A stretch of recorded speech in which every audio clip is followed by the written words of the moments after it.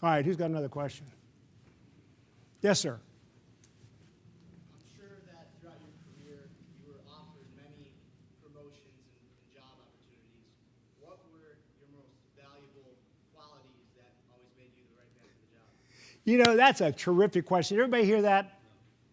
Question is, I was offered many job opportunities and promotions, and what were the qualities that got me there? Okay, I always learned how to manage up and down in the chain of command, because you got to manage your boss as well as you manage your employees. And you better know as much about your boss as you do about your employees, because if you can't manage your boss, you're going nowhere. Second thing I did was to make sure my boss got promoted. And I did everything I could to make my boss look good. And be good, not just look good, but be good. I delivered when I had to deliver everywhere I could, and if I screwed up, I told everybody before anybody else figured it out. In airplanes, there's a thing that says if you get into trouble, you climb, communicate, and confess. Get as much altitude as you can, communicate that you got a problem, and confess what the problem is. Too many people die in airplane accidents because they run out of gas and won't tell anybody. Except the people who are in the plane, they know it.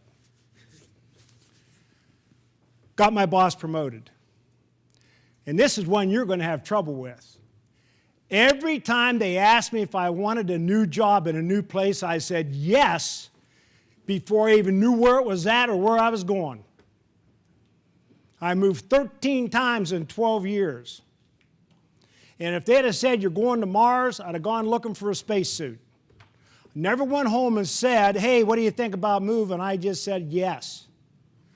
Because if your boss has got enough faith in you to spend $100,000 moving you someplace else to do a job and you say no, you've just decided to have a job and not a career. And you better do every damn thing you can do to be a world traveler. Because in employment, for one of the first things we ask every time we got to recruit a board member for our boards is, do they have international experience? One of the first things I said to you folks when I got up here is it's a global market. I opened up the very first McDonald's restaurant in Canada in 1966. I was a store manager, and I lived in Mansfield, Ohio, and I could drive to Toronto. And they said, would you open up the store in London, Ontario? And I said, I'll call you when I get there. Culture. I had a guy by the name of George Black who was my supervisor. He came to Canada to see how I was doing. I was selling hot tea in the restaurant. It wasn't on the McDonald's menu. George said, why are you selling hot tea? I said, because the people here want it. This is Canada. This is an English-derived province. State, what do we call them? Where's Bob? Province, yeah. Love that area up there, by the way. He said, if you don't go, blah, blah, blah. I said, George, why don't you go to the hotel, get checked in, go down to the restaurant, get yourself organized, and I'll be there in a few minutes, and we'll have dinner and we'll talk about this. Then I got the owner of the restaurant, and I said, George, you will ignore George Black. His name was George Cohan. I said, George, you will ignore George Black, and you will sell hot tea. And we did. You got to do what's right, not what's easy. Okay, who's got the next question? Yes, sir. Why'd you leave your position at McDonald's? I ran out. The question was, why did I leave my position at McDonald's? I ran out of ideas and enthusiasm the same day, and I didn't like the idea I was going to have to work for my next boss. Nice man. He was a bean counter, finance guy. He didn't understand restaurant operations. He didn't understand people. Wanted nothing to do with him. He took our stock from $92 a share to $12 a share in 4 years, and they fired him. Nice man. One of the most brilliant CFOs to ever walk the face of the earth. Wrong job, wrong company. And that's something you need to think about too. I don't know where you're going to work, but you better make sure it fits you, your standards, your beliefs, and your values, and your behaviors. Because you can go to work for the wrong company. Okay, who's next?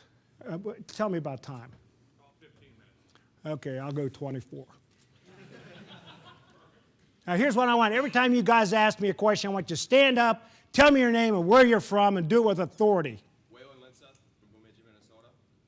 My question is, do you believe it's a bad thing that companies now, you can no longer work from the ground up, from a cook to the CEO, because of the increase in graduating classes of college, the education? They're kind of missing the ground floor operations of the companies. Well, that's a very important question, but not for the exact nuance that you ask about. Sit down. Okay, let me do that, rephrase that. You can go ahead and sit down now. Cultures of companies have changed dramatically. Back when the unions were being formed, there was a thing called the company store and company housing, particularly in the coal industry. And you could work underground for 14 hours a day, and at the end of the week, you still owed the company money because you had company housing. Safety was bad. Unions came along. They repaired a lot of that stuff. And that's when unions were the most profound, when they focused on the safety of workers and they focused on the welfare of workers. When they got into all this other social stuff, bad idea.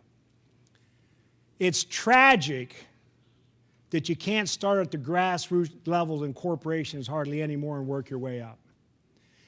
The guy that's on the pilots, United Airlines, there was a point in time where if you were an A&P mechanic for United Airlines, you could become a flight engineer, get into the co-pilot seat and become a pilot if you could pass all the tests and everything.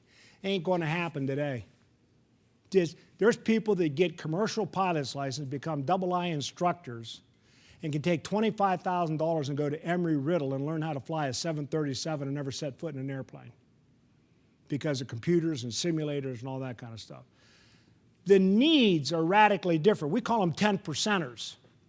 Got employees right now that will go to any other job in the community if they can get a 10% salary increase because wages are so, and we've got such a huge increase in productivity in this country because people are working longer days, taking fewer breaks, working more days a week, and we're stripping the dignity out of the human beings in the workforce. And if our unemployment wasn't as high as it was, that stuff would start to slow down big time. Companies, by and large, not all of them, you never want to generalize about anything, but companies, by and large, are in a very unusual situation today that they're in total control because people need jobs desperately. So a lot of people are staying in jobs and they hate them. Ultimately, that's a cancer that's going to come and bear the wrong kind of fruit. Some companies, here's a suggestion for you all.